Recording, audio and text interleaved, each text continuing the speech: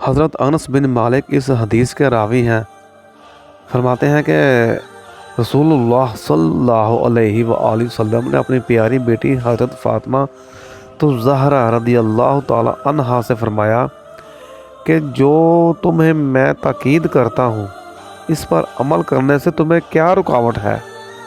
یعنی صبح شام اللہ تعالیٰ سے ان کلمات کے ذریعے دعا مانگا کرو، یا حی یا قیوم برحمتک استغیث اصلح لی شأنی کلہ ولا تکلنی الی نفسی طرفۃ عین۔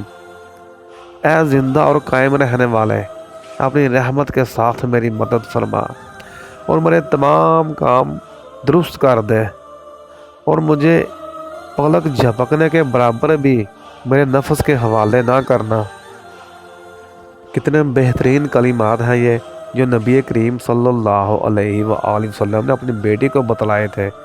تو یہ اگر آپ کو وظیفہ چاہتے ہیں تو یہ صبح شام کے لیے بہترین وظیفہ ہے، اس پر عمل کریں تو انشاءاللہ اللہ تعالیٰ تمام کام درست کر دے گا۔ اللہم صلی علی محمد وعلی آل محمد۔